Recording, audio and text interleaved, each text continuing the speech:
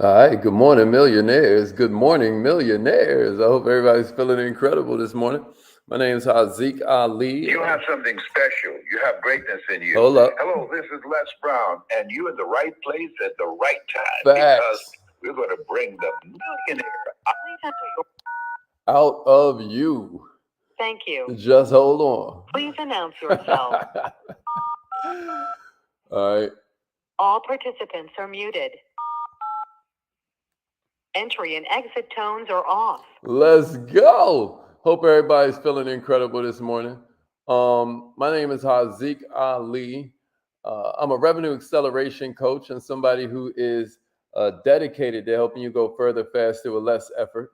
And what we've been talking about lately are all of these ideas that can help you to kind of boost your positive mindset. Anybody know what I'm talking about when I say positive mindset? Anybody with me there? Positive mindset. How many of you believe that you have a positive mindset? I'm just curious. Like, how many of us say to ourselves, you know what? I gotta say, scale of 1 to 10, I'm pretty cold with my mindset. Like, they'll get me on this, they'll get me on that, but mindset, woo, listen, you're gonna have a problem trying to find somebody that has a better mindset than me. Anybody out there feeling that way? Anybody out there feel that way? I'm just curious. How many of you feel like you have an incredible mindset? Good morning, Ruby. Chicago's in the house. Let's go. Rosie's in the house. We missed you yesterday, Rosie. Coach Ashley's up in here. My man Ken made it in. That's what I'm talking about. What's up, Vanessa? Mrs. Allie Goins. That means Wilmington, North Carolina is in the house. Miss Tamanika Oda. Everybody that's in Atlanta, y'all know tonight is that podcast premiere. If you didn't get your tickets, and you need to RSVP, you can do that for free. If you're here in Atlanta, Georgia, then reach out to me. Okay, then, Miss Wood, let's go. She like I do now. I love the positive affirmation, and I love the fact that you said it in the present tense. You know what I'm saying? I see what you did there. Yeah. So, tonight they rented out some movie theater and all of that. So if you're here in Atlanta, Georgia, and you want to come rock with us, you definitely are able to do that. Mrs. Goins, like, she gives herself a 7. Vanessa's like, I'm pretty positive. My man Alan made it in this morning. Yeah, let's go, multimillionaires. Sade, what's up? Hey, Samaya, I know I owe you a return call, Queen. I got you today. All right, then. Chi-Town is in the house. Let's go. Let's go. My man Dave Fisher made it in. What's up with you, cuz? A long time, brother.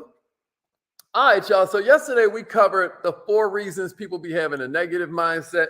And then we also went into a bunch of behaviors that you can do. I think the last one I gave you yesterday was don't fight your emotions. We also covered a bunch more, but I won't recover them because you watching that is just a click away. If you're on YouTube, then just go to Millionaire Minded TV. You're already there if you're watching from YouTube. Give me a replay, gang, if you're watching a replay. But I'm going to go ahead and jump into this. Number 7, y'all, is laughter. Now, we're taught in this big book about entrepreneurship that maybe you heard of that laughter is medicine. You know what I mean? But, science backs it up. A lot of times when somebody's feeling bad, one of the things that you want to do is maybe make them laugh a little bit more. Maybe even fellas, man, you can't change your woman's mind, but what you can do is change their mood. Life gets to all of us, but a good belly laugh will increase your optimism. It'll encourage positive thinking. I know you've heard laughter is the best medicine, but what I'm also saying is that being a happy person can even keep dementia away from you. Like if you got older relatives and they battling senility or battling, different forms, like their memory is starting to go and all of that, everybody needs a little laughter. So that's the 7th one I got for you. Yeah. What's up, E1? Let's go, brother. What's up, Hakeem? All right. Better late than never, baby. Let's go, coach. All right. Here's number 8. What if you learn to open your mind to positivity? You ever met somebody that knows a cost of everything, but the value of nothing. They know the price of everything. They know the value of nothing. Yesterday, I was making a point, and I never finished it, about cynics, because I was telling you about the conversation between me and my brother. And if y'all have ever seen The Matrix, y'all remember that scene where the dude bites into he's like, ignorance is bliss. And then the harp player goes, y'all remember that? He's like, I know this ain't real steak, but man, it tastes so good. You know, some people prefer ignorance. Ignorance is bliss. The thing, though, is that also knowledge becomes a bit of a burden. There's no higher pursuit than knowledge, which was actually, what I told him he needed to focus his ire on, not capitalism, but ignorance, right? Because we know capitalism is based on ignorance, but don't get rid of capitalism, get rid of ignorance. You get what I'm saying to you? A cynic is somebody who is against everything but for nothing. And I asked him, I said, how do you keep from being a cynic? You've learned all of these things. He just finished reading some book about the escape plans of the billionaire class and how they all know the zombie apocalypse is headed our way. And I agree with that, by the way. I just don't agree with him about what the solution is or even what the culprit is. He thinks that the culprit is capitalism, as if capitalism started with the slave trade, or as if capitalism started with these guys who would just exploit, the working class. They call them the robber barons and all of that. And I'm like, nah, capitalism starts with lemonade stand. Capitalism starts with, I planted these oranges, you planted some pears, let's trade, homeboy. You know what I mean? You didn't have the time or the wherewithal or the capacity to also grow oranges, but you did grow some pears. I didn't have the capacity or the time or the resources to grow some pears, but I did grow some oranges. Not only does that prove that money does grow on trees, but also, and don't let that go over your head, but also it shows that what capitalism is really about is solving problems for each other. Real small example. But my point is, open your mind to positivity. When you're closed-minded, when you have this rigid thinking, it can make you miserable. You got to open yourself to different thoughts. You got to open yourself to different opinions. You got to engage in more positive conversations that can create positive thinking, that can create positive paradigms and points of view. You're going to find positivity just in you learning to accept other people's points of views. A lot of times we think, and I've said this before, maybe you agree with me, maybe you don't, maybe it's something you've just never considered. But check it out. Do you recognize a lot of times mental toughness is synonymous with tolerance? Mental toughness and tolerance have a whole lot more in common than they got different.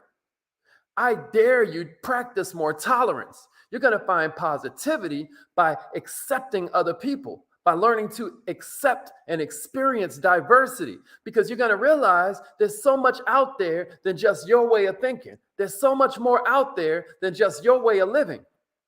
And if anybody's curious, I got this video you can watch because I'm in front of all leaders. Everybody here is a winner. You know what I mean? There's this video that's out from this cat named Ray Dalio. He's like the premier hedge fund manager on the planet. Went from zero to now just to rock with him, you got to have a liquidity of 100 million. That means you got 100 million sitting somewhere. You can touch it in the next 24 to 48 hours, right? And then a net worth of 5 billion or more, but a liquidity of 100 million. That's just to get in his fund. That's just to be considered for him to trade with you or trade for you, et cetera, so forth. My point is, he made this video called Why Nations Fall. I think it's phenomenal. It's breathtaking. My business partner shared it with me, and so I'm just sharing it with y'all. If y'all want it, reach out to me. I'll get it to you. Check it out. Oh, Eli, if you want to come to that, podcast premiere tonight, let me know, bro. All right, but back to my point. He talks about how you're going to see a nation's about to fall because of the fact that not only does the wealth gap widen, but the values gap widens. Watch this. In every single country on the planet, you have this situation start to occur as time goes on and the country reaches its apex. People are making the most money they've ever made, et cetera, so forth. Productivity is on the rise. Innovation is on the rise. What you always find is the left starts to yell at the right, redistribute the wealth. And then the right starts to yell at the left, work harder, stop being lazy. And then you see civil war breaks out. It happens all throughout history in every country you can name. Why am I mentioning this? Because when you look around our country right now, you're seeing civility decrease. I woke up this morning watching some news segment about how Marjorie Taylor Greene, who's this Republican lady, who many call a white supremacist, was kind of like arguing with this guy, Jamal Bowman, who's a rep out of New York, and then she, was basically talking about how him calling her a white supremacist, even though she was just speaking at an event that was organized by this white supremacist, Nick. I'm not going to y'all don't care about all of that. My point is this. Even in Congress, civility is downward spiraling. People just don't respect each other. And people just don't have respect for each other the way that they once did. Once you start seeing that, once you stop seeing people valuing, treating each other well, once you stop seeing illiteracy, once you stop seeing financial literacy and literacy in general being pushed like it matters, you're watching a decline of a country. You're watching a decline of a nation. You're going to soon see the decline of their currency when you see everybody else starting to use other currencies instead of America. What we got to do, y'all, is begin to treat each other better, and we got to push financial literacy if we're going to keep this nation on top longer than maybe its expiration date says. Civilizations don't be lasting forever, y'all. 300 years, I think is the longest running joint, something like that. And I'm going to tell you something. It's looking really wild out there. But even with that said, you and I can make a difference. You can take some of the stuff that you learned here today and teach somebody else. You can go out and give random but genuine compliments to people. You can make somebody's day that looks nothing like you. You can hold the door for somebody that would never expect it from you. You can do a brand new good favor for you. In effect, can become more Christ-like. You dig what I mean? It sounds small, but it ain't, y'all. You can give somebody a compliment in earshot of them. You can brag on somebody and give them a reputation to live up to without even talking directly to them, but they hear you. This is how you change people's lives. This is how you change people's self-concept, their self-image. This is how you get rid of their limiting self-belief. And then before you know it, innovation becomes our birthright. Innovation becomes a consequence of all of these people with a high self-esteem and a high personal value, not just a high net worth, but a high self-worth. Am I making sense to somebody out there? Number nine I got for you, y'all. Somebody say, hold up, before I go any further, somebody say self-worth times network equals net worth. It ain't just network is your net worth, y'all. It's network times self-worth that equals net worth. Can somebody give me that? And then that could be the perfect caption for you to share this on your page. I dare you. Network times self-worth equals a person's net worth. Y'all never heard that before? That's a Hazikism, but I know God gave me that one. You dig what I mean? All right. So here's number 9. Travel more. That's an activity you can use that'll increase your positive mindset. Travel, experience new things. Here's another thing for you to write in your notes. The brain don't work off pressure. Like, I need to come up with a new idea. Nah, that's not how the brain works. That's how people choke. That's how people, blow it. No, here's how the brain works, off stimulation. The brain doesn't work off pressure. The brain works off stimulation. It is not you reading the same magazine all the time that's going to give you the new ideas. If you usually read Sports Illustrated, you're going to get your new idea from Home and Garden.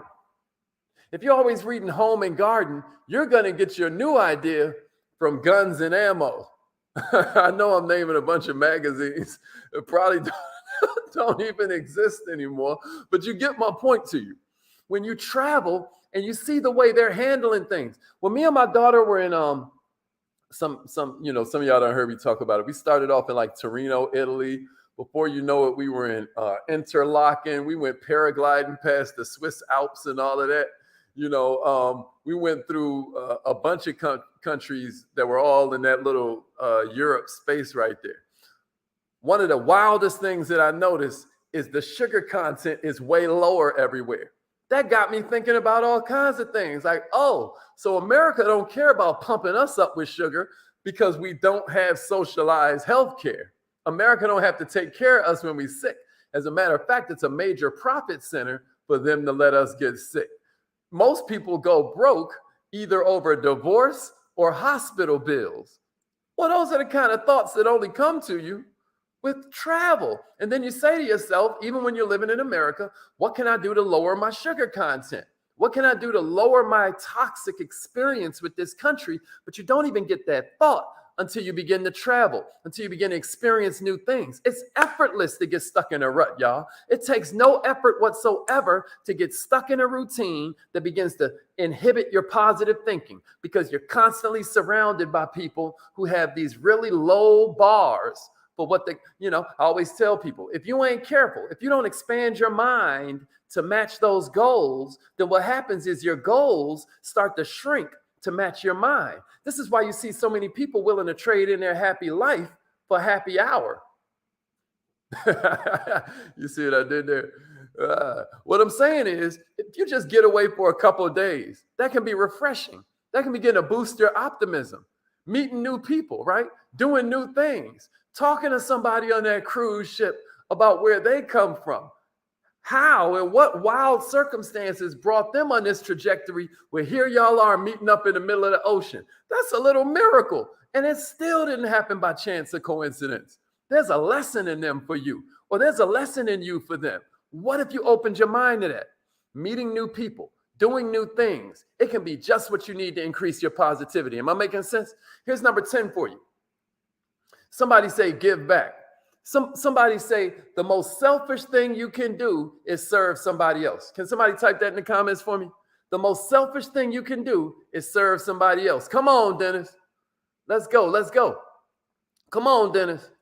That's exactly right, Tammy. That's exactly right. And that's exactly why what you do at the Wellness Depot is so needed. That's exactly why what you do at the Wellness Depot is vital. People need to get massages. People need to get their life together when it comes to their health and their wellness attitude. All right, y'all. The most selfish thing you can do is serve. What do I mean by that? What I'm saying is every time you sow seed, you schedule a harvest. Somebody should write that in. Every time you sow seed, you schedule harvest. Every time you sow seed, you schedule harvest. I had to throw this up there, what Dr. Marilyn said. If you're listening on the live line, Dr. Marilyn was like traveling to London when I was 30. To study makeup and theater is why I'm a naturopath today, because of socialized medicine. That's where I learned about natural vegetation, vegetarianism, aromatherapy, and all these other holistic health techniques that preserve not only her life, but the lives of people all over the world. America just happens to be the US of A, the United States of advertising. And so she said Haziq's making an amazing point about travel to a new environment. Thank you, Queen. I really appreciate that. Yeah, the most selfish thing you can do is serve. So what am I saying? I'm saying giving back increases positive thinking. Giving back to those less fortunate. You cannot feel bad about having no shoes when you meet somebody that has no feet. You got me? But even on a scientific level, this is where you get endorphins from, by helping people who are less fortunate than you. When you help people, you're putting positive energy into the atmosphere. When you help people, you're saving currency in your karmic bank. Y'all know about karma. What goes around comes around. Y'all understand this. We're in what's called a universe, right? That means everything is everything, baby. This is an ecosystem. When you hear words like economy, it's telling you everything's connected. When you hear the word ecosystem, it's telling you everything's connected. You are helping yourself by helping that person over there. You are loving yourself by loving that person over there. Check this out. Somebody write this in the comments. When a person deserves love the least, that's when they need it the most. When a person deserves love the least, now you're talking about changing somebody's life. Now you're talking about changing somebody's self-concept. When you're able to give that agape love, that unconditional love, it doesn't mean it has to be a romantic relationship. As a matter of fact, most of them should not be. How many damn romantic relationships do you need at one time? That ain't the play. The play is the love like you want to be loved. You get what I'm saying? Assisting people from a selfless place. In this big book about entrepreneurship, there's this chapter called Corinthians that talks about how love don't keep score. You dig what I'm saying? I'm saying that if you come from a selfless place, you just taught them with your actions how they should interact with their fellow man. When you don't want anything in return, now you become more authentic. Now you become more positive. Hope I'm making sense to somebody out there.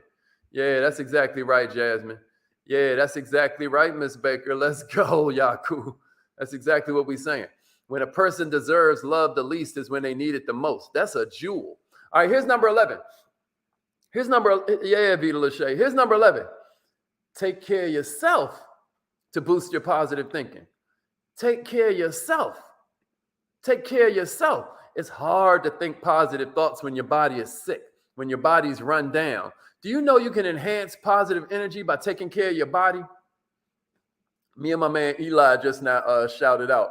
We got this thing, I call it a competition, right? A competition. That's a cross between accountability and competition.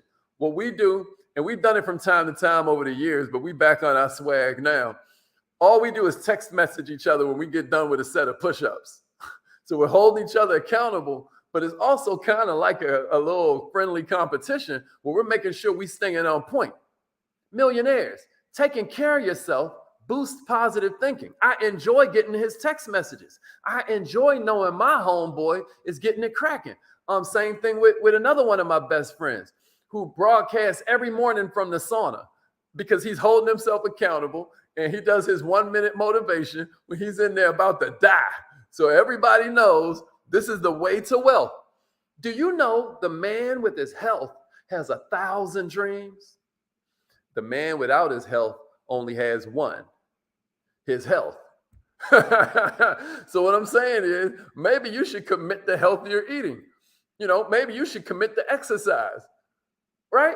Maybe these are keys to you having more positive energy to pour into other people, especially once we do the knowledge and we recognize how closely mental and physical health are linked. You got to care for both if you want a good overall life. Am I making sense, y'all? I hope I'm making sense. All right, I got a couple bonuses for you. Here's number 12. Take a positive thinking break. We talked about meditation a little bit yesterday, but most people equate failure as being less than or not good enough. But it would help if you would start to view these things as learning experiences. This big book about entrepreneurship, one of the best-selling books of all time, right? It talks about how you should stay childlike, not childish. You should put away childish things, but stay childlike. What do they mean? I mean, when a child messes up, what the child calls it is playing.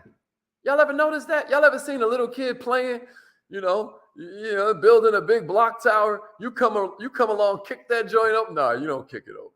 Don't kick it over. But somebody knocks it over, right? And then what they go, whee, and they ready to start all over again. Is the little kid stupid? No, the little kid is playing. The little kid don't call failure. The little kid calls failure playing around. He's having a fun experience. He's going to begin again even better. What if you were able to stay childlike? What if you were able to look at these things as learning experiences? Even a baby stumbles and falls before they learn how to walk. So you should know that these bumps and bruises along the path are there to teach you lessons. See the positivity in the situation instead of always marinating and sauteing like a steak in all the negativity. Here's number 13 I got for you. Let go of the past. Let go of the past. I've heard it said that all anxiety comes from living in the future and all depression comes from living in the past. Nothing is going to drag you down and drag you deeper and destroy your optimism like living in the past. You hear me? You want to stop being Al Bundy, who would just take his hands, stuff them in his pants and then sit there and talk about this one high school game where he scored 3 touchdowns. Let it go, man. What about today? What we going to do tomorrow? Well, what we going to do today? You hear what I'm saying? Yesterday is history.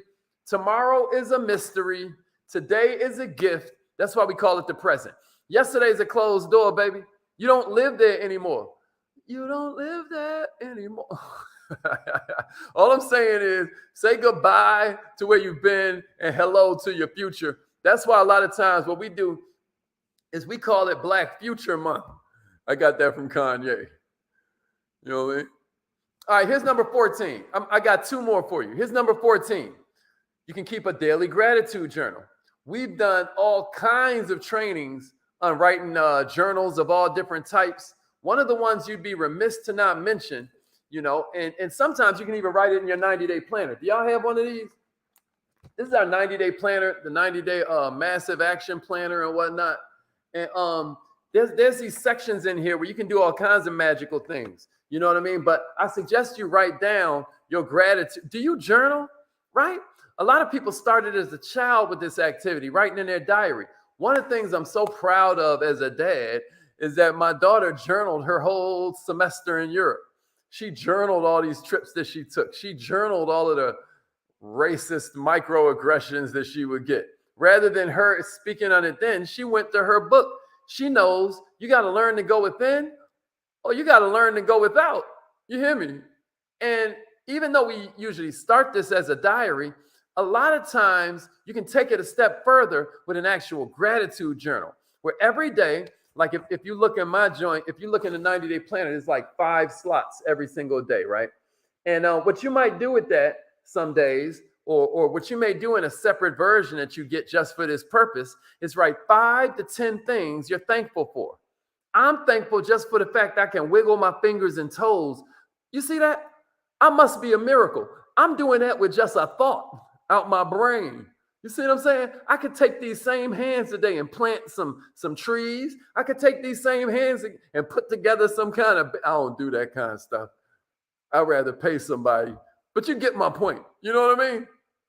All I'm saying is, if you begin to really get micro with the blessings that you've had bestowed upon you, there's no way for you to be negative. It's hard to be negative when you're counting your blessings. It's easy to be negative when all you counting is your burdens. But if you do this activity for a few days, you're going to notice a measurable shift in your mindset. You're going to notice a measurable, quantifiable shift in the vibration that you emanate, and it's going to change your life. And all of these, I guess, go into number 15, because what we're really saying, y'all, is take control of your life. Take control of your life. Listen to me. You can't control what you can't control, but you can control what you can. Y'all like, ooh, that's deep, Hazi. I know I sound crazy, but I'm just trying to tell you. Millionaires, you can't control. At my son's graduation this past Saturday, one of the jewels I got out, what one of the speakers said, and there weren't many. No, I'm just playing. But he was just talking about how one of his friends sold everything, bought a boat, and is just literally just sailing around the world and all of that. And he asked him, the speaker says he asked his friend, yo, what's the main thing you've learned since being out there with your family with a boat? This dude had no boating. He's like, man, I learned everything I needed to know about boating by being out here boating. And he said, well, what's the main thing you learned? And he was like, listen, I can't control the waves. I can't control the storm. But what I can control is this little rudder. I don't know if y'all know what a rudder is. That's kind of like the steering mechanism. You move that joint to the right, and then the boat starts going to the left. Or you move that joint to the left, and then the boat starts going to the right. It's controlling this wing that's kind of like underneath the boat in the water and making it so that the current pushes it in a different direction, right? He said, you can't control all these outside elements, but what you got to do is control what you can control. Wouldn't it be nice to be able to control the weather, right? Wouldn't that be cool? Wouldn't it be nice to be able to control your spouse? Well, I don't know so much about that, because once you've got a robot here, once you're a tyrant and they're a slave, where's the stimulation, right? Where's the ability to learn new things? Where's the part where they're able to grow with an experience they had and come bring it back to you? I don't know. I think the ultimate control is self-control. Stop trying to control other people and worry about yourself. That's a message to all my control freaks out there. Y'all hear me?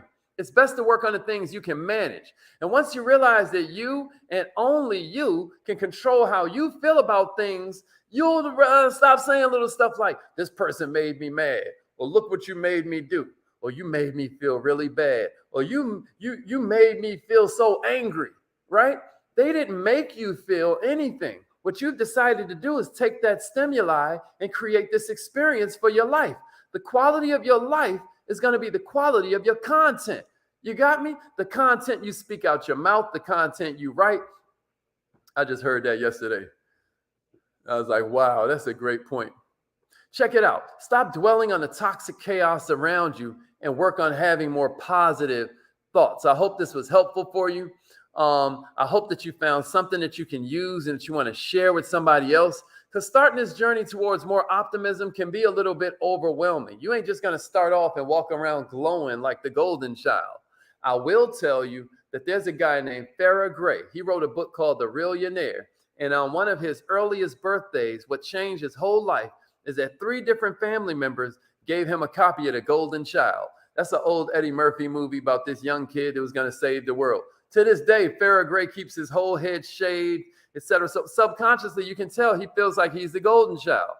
Millionaires, if you would just pick one of these ideas and implement them, if you would just pour some positivity into one other person, we can change this world.